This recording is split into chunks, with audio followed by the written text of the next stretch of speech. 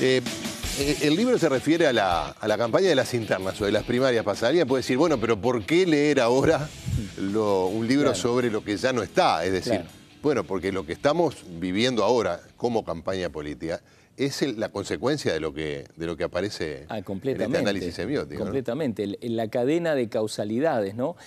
Como un médico que va a preguntarte qué síntomas tuvo. El primero que te pregunta, qué síntomas tuvo, ¿verdad? Te va a ver todo el ciclo de gestación para ver qué pronóstico va a ser, ¿no? Y qué diagnóstico.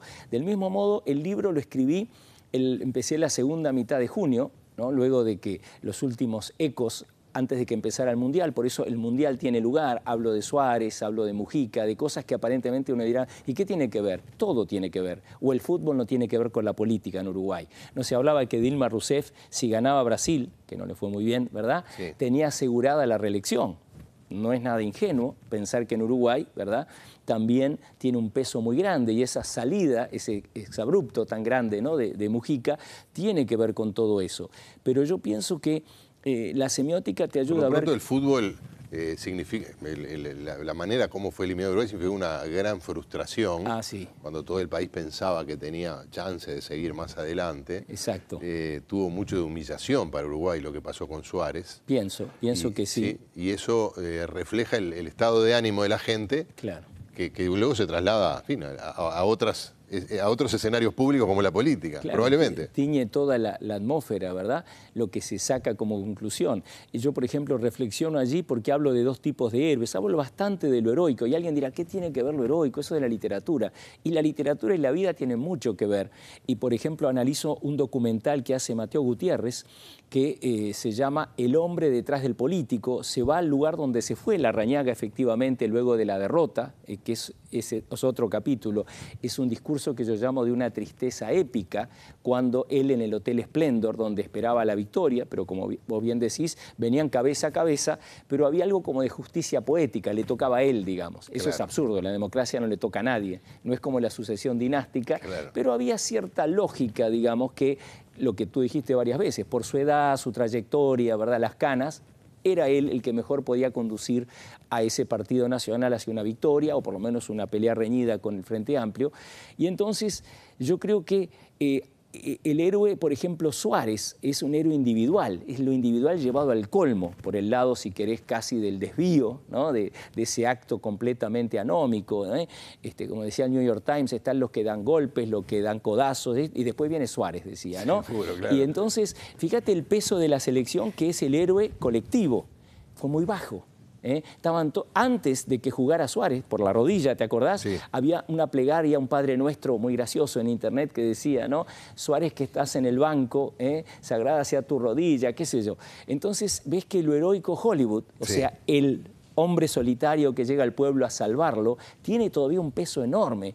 Y esa es una de las novedades de la famosa renovación, de que estamos todavía tratando de ver qué es y que pone tan irritados a tantos, hablo de vuelta a las elecciones aquí, que el tipo plantea, hablo de la calle Pou y su campaña, un héroe colectivo. En las piezas, si vos las vas viendo todas juntas, que es el beneficio de escribir el libro después, él tiene un protagonismo relativo y vos dijiste otra cosa interesante, yo lo comparo con Mujica, hay mucha autorreferencialidad, habla de que se está quedando pelado, de que es bajo, cosas que hace Mujica todo el tiempo, que le gustaría ponerse las chinelas, que quiere sacarse, ¿verdad?, esa ropa y que lo vuelve, digamos, una delicia para periodistas de todo el mundo, porque no hay políticos que hablen así.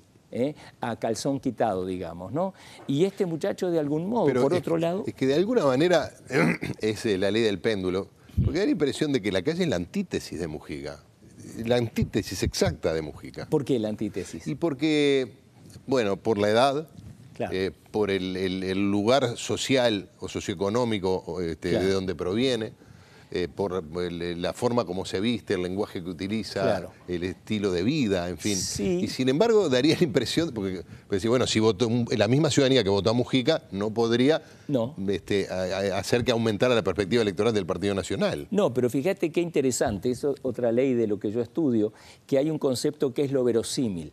La figura de Mujica vuelve verosímil alguien que se refiere a algo que en Uruguay, pensá en Sanguinetti, sí, ¿no? Pensá en Sanguinetti como último, porque Valle es medio atípico, ¿no? Último representante del político tradicional, la forma que habla, literato, etcétera, ¿no? Ahí su esposa no figura, su cuerpo no figura, nada de él, es como un ser abstracto, es como un puro discurso. sí. Tanto Mujica como este muchacho, ¿no? La calle Pou, hacen referencia a algo que estaba ausente del escenario político, que es la propia humanidad. La ¿no? persona. La persona, desde puntos diametralmente opuestos, la clase alta, la burguesía, el Sí. neoherrerismo, como le digo en el libro, pero ambos se remiten a sí mismos. El discurso del triunfo en el Partido Nacional dice, este es mi sueño. De algún modo, a ver si te parece, no toda la gente, o la gente que lo vota o que lo votaría, valora, dice, pero este muchacho, como lo mismo de Mujica, aún en sus antagonismos, es auténtico y yo estoy dispuesto a valorar especialmente como elector la autenticidad. Absolutamente, esa es la palabra mágica. Mis últimos estudios, más o menos los últimos 10 años, me he dedicado a los nuevos documentales y a los reality shows. Y eso que parece tan así denostado, tan bajo, ¿verdad? No lo es, porque mis estudios empíricos, preguntándole a la gente en Brasil, acá, leyendo cantidad de trabajos en todo el mundo, muy serios, ¿qué es lo que buscan los reality shows? El alma. Mirá qué ironía. Claro. Busca detrás de la máscara social el ser verdadero y genuino en esa situación completamente artificial, más que artificial, que es vivir encerrado con gente que no conoces, con tensiones, ¿no? Y todo eso, pero la búsqueda es una búsqueda existencial. Y entonces, yendo al panorama político, seres como Mujica y que parece en la calle Pou, antitéticos, tienen eso en común, que van diciendo más o menos, parece lo que se les ocurre. Compararlos con Tabaré Vázquez, sí, compararlo con Larrañaga, también, ni con que Larrañaga. hablar con Sanguinetti, con el propio padre, la calle Herrera, ¿no? Mucho más como dentro de digamos así, una figura emblemática, todavía solemne. Sí. Los dos antipódicos, tenés toda la razón, nada podría ser ideológicamente más opuesto en apariencia, pero en cuanto a puesta en escena, y lo que vos decías, ¿cuál está siendo más genuino? Y otra palabra mágica, espontáneo. Sí. Parecería que estos dos, ese colmo de decir un disparate así cuando llega la selección ahí a Carrasco y decir lo que se le cruza la cabeza sobre la FIFA, como hace Mujica, o este otro chico que dice, sí, después que nos decían lo de las encuestas que iba mal, hacíamos terapia de grupo. Pensá en otro político antes que haya dicho eso. Y ahí tenés la figura de Sendik, por ejemplo, que yo lo consigno, le hacen una entrevista radial a los pocos días, cuando ya estaba casi puesto como candidato a vice, que cambió todo, no iba a ser él, sí.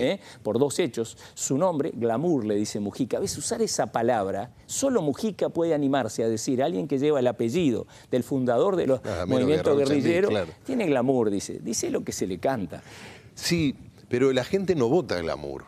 No, porque la calle Pou también tiene glamour. También. Pero no es por eso que está teniendo éxito relativo, por lo menos su campaña. Pero no sabemos todavía. De la misma manera que Mujica no tenía glamour en el sentido tradicional, pero a la gente, o a mucha gente, le encantó esa naturalidad. Claro. En el entendido, quizás equivocado, es alguien que es natural y que es sincero mostrándose, aún en sus debilidades, no me va a joder. Claro, claro. Yo creo que ese es el enigma y la fascinación de seguir esta campaña hasta octubre y seguramente noviembre, que esa es la pregunta, lo que tú dijiste ahora. ¿Qué van a votar? ¿Qué van a buscar? Yo ya te puedo decir lo que no van a buscar. A ver. El discurso armado, el de promesas, las 10 medidas, no. No en ese momento, no quiero decir que estén mal, no quiero decir que la tablet no sea una gran cosa para las personas de edad, etcétera. Claro que lo es, y que tiene miles de usos como la ceibalita, sin duda. ¿Quién puede poner en interrogación algo que te coloca en el futuro, que te da más posibilidades de educación? Todo eso sí, pero no en ese momento, no ahí. Ahí de repente la gente quería que se desarme y que hable de las emociones. Hay un aviso que pasaron del Frente a Líber Seregni, donde aparecía Líber Seregni hablando de la bandera y cómo a las mujeres embarazadas que iban a dar a luz la llevaban a la sala de parto. Y es de una emoción espectacular. Lo pasaron un poquito al final. Algo así esperaban. Es decir, que hiciera contacto visceral. Eso es lo que es Mujica y en ciertos momentos la calle Pou, lo visceral, lo que no se esconde debajo de esa cosa, esa armadura, ¿verdad? Y entonces yo te puedo adelantar que ese discurso es perdedor. el discurso que se arme. Discúlpame, ¿te referís al discurso contrario, el que compite con el de Tabaré Vázquez, el de Frente Amplio, que está y hace referencia a todos los logros que hubo durante estos dos gobiernos, a la oferta de iniciativas y de cosas? ¿Te referís a eso concretamente? No, yo lo que quiero decir que en la campaña que viene ahora, la que va a lanzarse en los medios, la que va a ocupar la tele, la radio, la gráfica, ¿no? Tiene que ingeniársela, es un desafío a la imaginación. ¿Cómo sin copiarle esa campaña fresca, etcétera, el rap? Hay un rap en la campaña, eso es muy fuerte. Hay un remix del discurso. Donde aparece él mismo rapeando. No puede hacer lo mismo, no pueden ponerlo a Tabaré Vázquez, ni siquiera a Sendik, porque ya fue usado. Entonces, ¿cómo hacen para desestructurarse sin parecer que están tratando de copiar, emular? Así como se acusa hoy a la calle Pou de emular los éxitos del Frente Amplio, o sea, de la gestión oficialista con la Cebalita, los Molinos, etcétera. ¿Cómo se pueden imaginar, como lo hizo en el 89, la izquierda? Fíjate que había caído el muro de Berlín, parecía que la izquierda podía haber sufrido la peor derrota y se reinventa a sí misma con humor. Y con Tabaré Vázquez, en aquel momento un outsider de la política que causó un impacto muy fuerte, justamente su persona o su trayectoria personal. Y en el 94, ¿te acordás cuando dice, si salgo electo haré temblar hasta las raíces de los árboles? Ahí tenés el posibilismo. Y ahí perdió las elecciones también. Perdió porque no era el tiempo todavía, seguramente, yo no soy politólogo, pero esa frase es una frase carismática. Eso hace realmente, no sé si temblar las raíces, pero sí el discurso del otro, ¿no? Y ahora creo que es esa la búsqueda. ¿Qué pueden decir que recapture el posibilismo del Frente Amplio, ¿no? Como esperanza de algo nuevo, de una renovación que es muy difícil porque está en el poder. Esa es la enorme diferencia. Cuando estás ya una década en el poder, ¿qué podés plantear que te dé esa nueva vitalidad?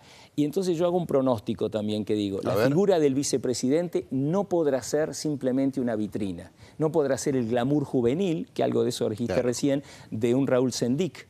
Mirá qué interesante que la fórmula dice Tabaré Sendik. Es un despropósito. Tendría que ser Tabaré Raúl. Es obvio porque lo hicieron.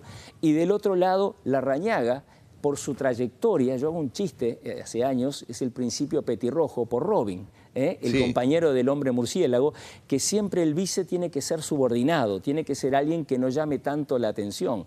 Y en este caso es complicado porque Larrañaga es todo un político, tiene toda una, digamos así, una trayectoria histórica. Bueno, pero ahí puede ser, Larrañaga le da el contenido de experiencia que quizás le falte a la calle Pou por un tema de edad. Sin duda. Pero Raúl Sendik no hace más joven a Tabaré Vázquez. Ese es el tema. ¿Cómo hacerlo crecer? Al estar al lado y haber 30 y pico de años de diferencia, se nota que Tabaré Vázquez es un hombre mayor. Claro, pero ¿qué rol le das a ese vice que no sea solo ser joven, más o menos apuesto? Y hasta ahora no nos ha encontrado por lo menos en el caso del Frente no se ha encontrado, y Larrañaga está teniendo un rol de vice muy sólido también. Claro, le es más fácil porque tiene todos esos ya momentos, digamos, de que fue muy votado, de que él se pone con el tronco wilsonista, lo mostró toda la campaña. Yo hablo incluso de un padre putativo. Él se pone como el que recibe, digamos así, la antorcha, ¿no?, del wilsonismo, de Por la Patria. Ahora, ¿cuál será el rol de ese candidato a vice, que es Raúl Sendik, que le agregue virtudes? Hasta ahora no se le ha encontrado la campaña. No creo. Y esos son los desafíos, y el libro creo que si lo leen con atención van a ver cuáles son las puntas que conviene seguir y cuáles serían las peligrosas, las cosas que dan vulnerabilidad. Fernando, te agradezco mucho, está apasionante, podríamos seguir hablando horas sobre este tema, sobre todo porque es una perspectiva, quizás aquellos que estén mirando y estén más comprometidos políticamente con un partido, les cueste entender algunas cosas, pero para quienes podemos mirarlo, no con distancia, porque uno también está involucrado, pero por lo menos de una manera... Pasión y reflexión juntas. Exactamente. Gracias por acompañarnos. Muchas gracias a ti.